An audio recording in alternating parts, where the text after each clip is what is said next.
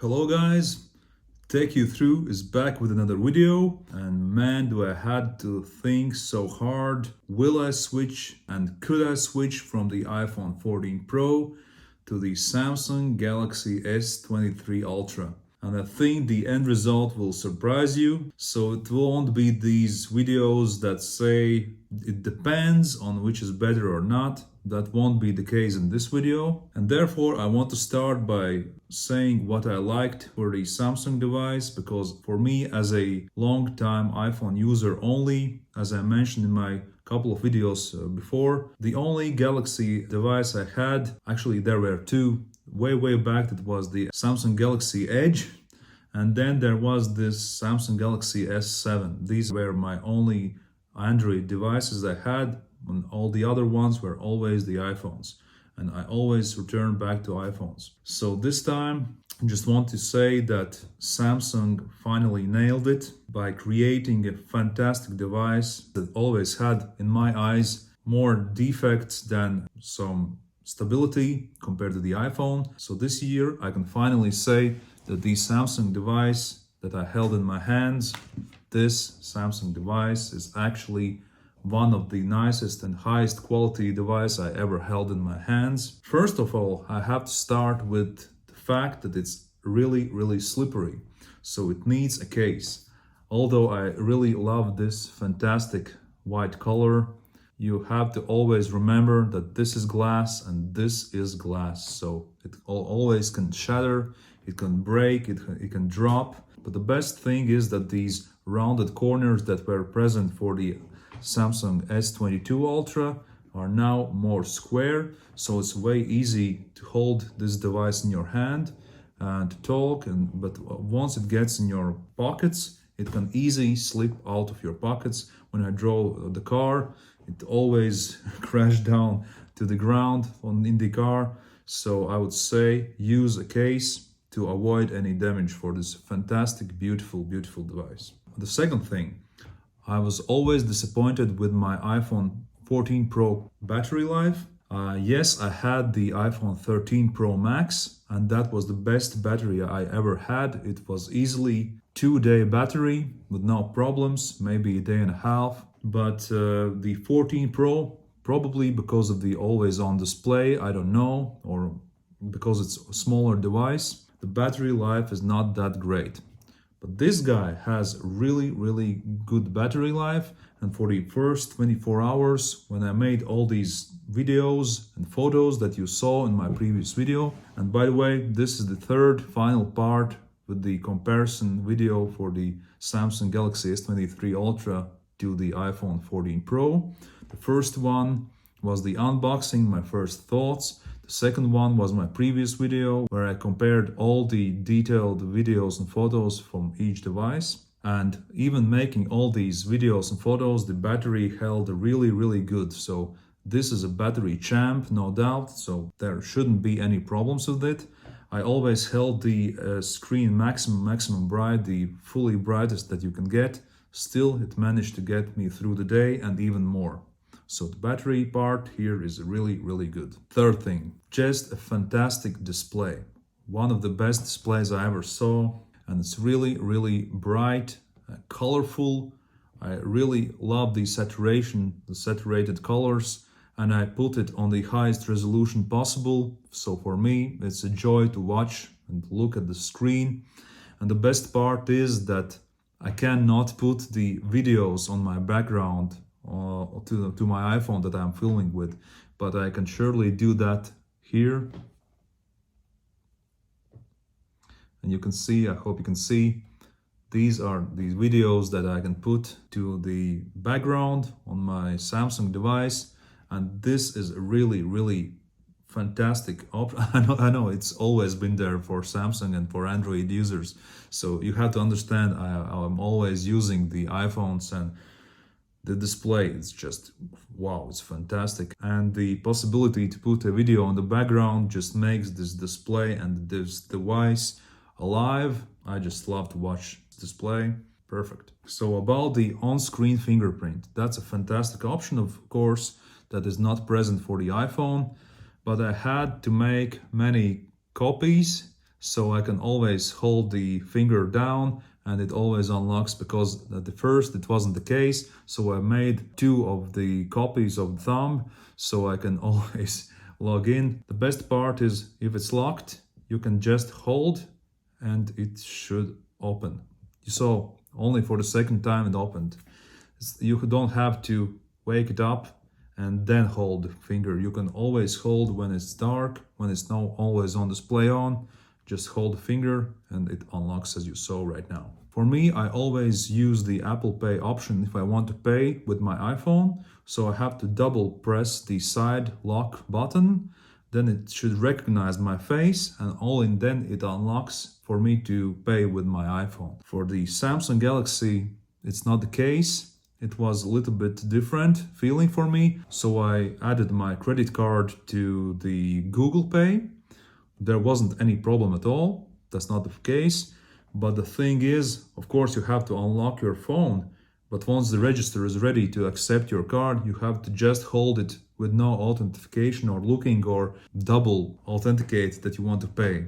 I had to get used to that, but it's actually way more easier. You just have to hold it to the register and the payment is done. For the iPhone, it's always double click, check, and only then put and pay. So these are the differences between Apple Pay and the Google Pay. But you get used to it very quickly, of course. That's absolutely no problem. Just wanted to make it sure. It's more for the iPhone users that are used to pay with the Apple Pay, how the difference is paying with an Android phone. So yes, the Apple ecosystem. People are always scared that it will be a huge problem. For me personally, I don't want to be addicted by this ecosystem. Most of the things I have in Google.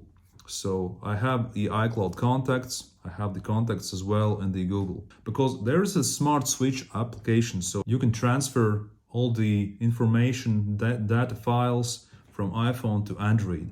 So it automatically copies all the contacts in your contact book, so there's no problem with that. So then there are calendars.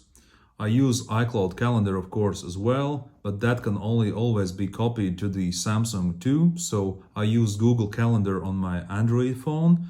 So that wasn't the problem at all. So contacts, calendars, that's already okay. Photos, the same situation. You can transfer all the photos, but I didn't do that. I wanted my photos to be left there on the iPhone and start fresh with my Android device to see the difference that they are not together. So I don't remember, did I make it with the Samsung or are these the old iPhone pictures that I transferred? So I didn't transfer any pictures. So in the picture apartment, there is Google Picture service, Google Drive service that is. So it gives you 15 gigabytes for free compared to the Apple's only 5 gigabytes for iCloud. So photos were not my problem as well. The main thing that I probably struggled, is that I got used to the Notes application on my Apple devices. I just love the visual look and I have over 400 notes. I transferred them to the Android phone as well, but that wasn't the best visual experience for me. But just because I wasn't used to that look, the notes look different on Samsung device. They are just white on black, not the clean look, the light look from the MacBook or iPhone. Once again, I want to return about this fantastic display. So the screen is so bright on the Samsung Galaxy S23 ULTRA that my eyes practically started to bleed. So it's really that bright, even though the peak brightness on the iPhone is 2000 nits, and for the Samsung it's 1750, but these are only numbers. In real life, the screen is so bright and so colorful that when you go back to the iPhone screen, it's almost like having a non-retina iPhone in your hands, like the iPhone 3GS. Okay, not that bad, the resolution is great, but I'm speaking about the maximum brightness, on the saturation and the more colorful display for the Samsung. So that's a plus for Samsung, great display. At the same time, Samsung is making the same displays for iPhone, but they just calibrate them more natural and different than Samsung. Or maybe Samsung just gives the worst displays to iPhone and keep the best ones for themselves. That should be probably the case, I don't know. So about the cameras. So you saw my previous video. It was a very long video, but I just showed you that the results were really mixed and none of the cameras were consistent all the time. Sometimes the iPhone was more colorful, sometimes the Samsung was more colorful, but overall you just have to check this video to understand what I taught there. And yes, I was confused most of the time. I didn't like any of the cameras, no, not the iPhone nor the Samsung. And yeah, that's a hard decision. You have to understand the smartphone that you own right now is the best device that you have, and the pictures will be really good. But if you compare, it will be always something worse for one camera and for the other one. If you want the absolute best quality pictures and videos, you should go for the professional cameras and switch the lenses and do it professionally. You have to understand that you can't await fantastic, perfect photos and videos from any of these devices because everything is made by computer, by chip inside after processing the picture after you take it. So keep that in mind.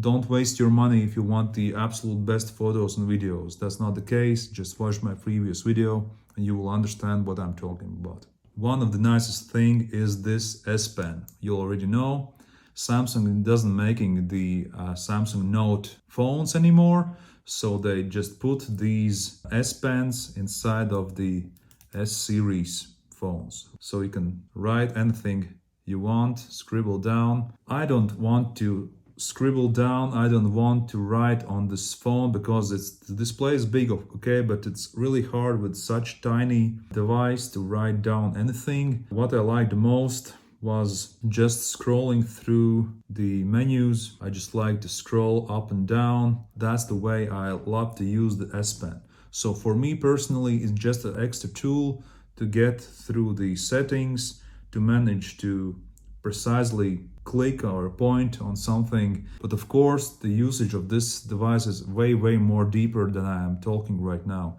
You can always switch the volume up and down or click the track, skip forward or backwards.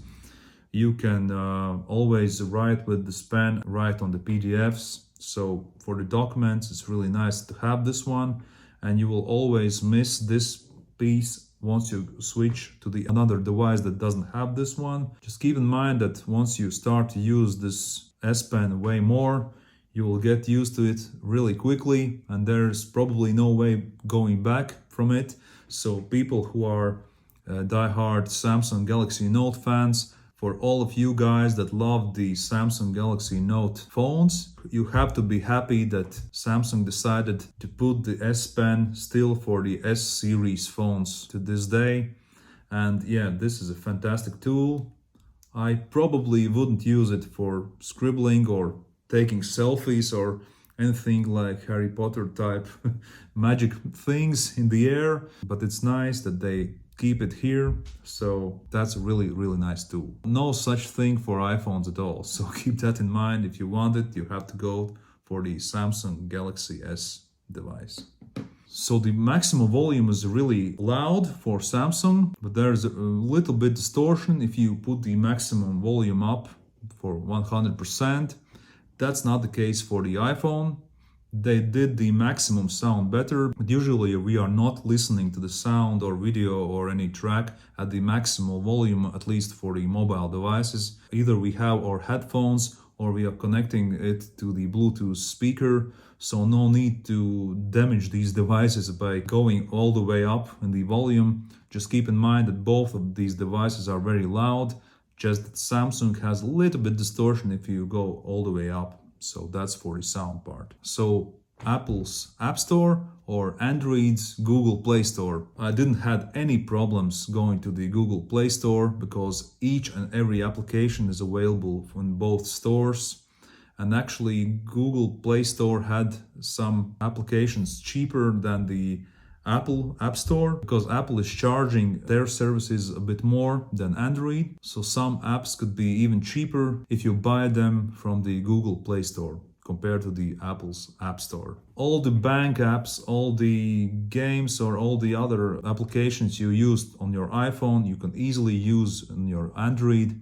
The one thing I have to recommend for you guys is to get some password applications to keep all your passwords in one app. For me, it's the app called One Password. I keep all my 400 or I don't know how many passwords I have, so I have no problem switching from iPhone to Android, Samsung, just because I can log into my One Password app, and that's not sponsored in any way. I'm just sharing what I'm using to always know my passwords, so I can make them very difficult to not remember them because I use this app. So I had no problem switching to Android and logging into my apps. And then I was really surprised about the audio quality, the modem inside of the Samsung phone. So if you make a call, iPhone has it way better than the previous iPhones had, like the 11 or 12, starting from the 13 and 14 Pro. The sound, the audio quality when you make a call was way better, but it's nowhere near as the Samsung phone has it. It's fantastic, clear sound when you talk through your phone, and I'm talking with the regular calls, because usually if you call through WhatsApp or any other application that's going through internet, it was always the case for iPhone as well. So if you call through WhatsApp, it's fantastic clear voice. If you call with iPhone outside WhatsApp, the regular calls, it's not that good actually. But if you are using the Samsung phone, it even has, when you call, it has the HD plus sign for the call. So they definitely have a better modem inside it. Way better quality calls. Fantastic audio quality. For me as a musician, I can guarantee you it's so much better on Samsung. What I didn't like in the Samsung apartment are the emojis. I tend not to use them that much, but lately I did use them way more, and I love mostly the visual look for the emojis way better on the iPhone. That's a preference. Some of you don't even use any emojis, so wouldn't even care about that. So then there is another bonus for the Samsung phone, and that's the Samsung DeX. So basically you can connect your phone wirelessly to the TV, any device, any screen. So at that point it goes visually like a desktop look, like a personal computer, almost like a Windows. Your Galaxy phone reacts like a trackpad, so you can move the trackpad all around, and I show you some videos how it's used. I would say it's a little bit laggy. I don't know if any of us would like to stand or sit by our TVs and move the cursor through our phones and use this Samsung device as a PC. There are some disadvantages when compared to the actual computer. It's just great bonus, but for me personally, I wouldn't even use that. I wouldn't bother because the device can get hot and it can get laggy. Probably depends on your Wi-Fi, probably all these connection things. Overall, I have to say, yeah, there were these notifications. I like how the Samsung's notifications look. I try to give you some examples in the videos. It is already a long video and I have to make my conclusion. And everything you heard is that Samsung is actually a really good phone. It's a really fantastic phone. It has great screen. It has a really bright screen. It has a really loud sound. It has fantastic battery. It has everything that the iPhone doesn't have.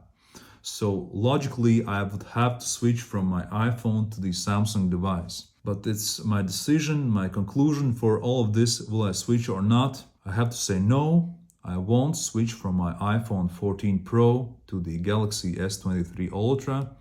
And that's just based on the financial part. So if you already own a device like I own the iPhone 14 Pro, of course I can return this Samsung device back because I got it for 14 days just to test it out. I loved it and I can always return it. But the thing is, although I would love to keep both phones because I love both of them, both worlds, the iOS and the Android, each of them has its pros and cons. But if I keep this phone, it costs actually 1,400 plus euros. So it's a huge money. And the situation is I don't need two phones. I am actually absolutely okay with using one phone. So if I would want to keep this Samsung Galaxy phone, I will probably have to sell my 14 Pro. And the situation is that the 14 Pro still goes for 1,300 euros because we have the tax already inside the end price. But the price that they give me in return for my iPhone 14 Pro is only 710 euros. So I'm losing 600 euros. And at that point, you do the math. If you have 710 euros and you have to double pay to get this device, something is wrong and something is not right. It's just not okay to pay double the price to switch from iOS to Android, I would say that. So based on that, of course, I could sell it for a little bit more, probably 900 or 1,000 maximum. Because on the September 12th, Apple just announced that they will have the presentation for the iPhone 15 Pro. Maybe you are watching this video already at that point, at that date. So I have to see how good is the iPhone 15, 15 Pro. They may call it 15 Ultra, the biggest one. If it's that good of the device, and I already heard that they will go for 200 euros more. So probably I will be good with my 14 Pro. But my conclusion is that I won't switch from my iPhone 14 Pro to this fantastic, beautiful Samsung device just because of the fact that I have to pay double the price after selling my iPhone 14 Pro. People who are using the phones and not switching each year, they are okay with getting the plan for 2 or even 3 years, not overpaying for the phone. You have to understand the Samsung device is fantastic device. I really love this device. And if you want to go for the Samsung, please go for the Samsung device. You will not regret it because this year they corrected any mistakes they had previously, if there were any. But financially, it's just not worth it for me right now. So that's that, guys. I hope you liked this video. I hope you liked the comparison with photos and videos in my previous video. I hope this video makes sense to you, but basically any phone that you have or own is the best phone for you. The main thing that you can afford it. Once you have to pay double the price, you know that something is not okay. So if I have a fresh iPhone 14, why do I have to sell it for 60% of value?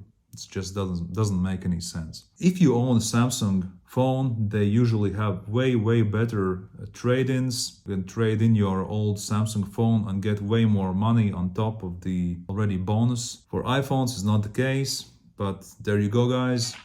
This is my conclusion. These were my 3 videos I made about these two phones. I hope that helped you decide which one you like the most, which one looks the best, which one is more productive, which one has the best battery, the best screen, and everything like that. So thank you guys for watching. Click subscribe to my channel if you like my content, and let's meet in the next episode of Tech You Through.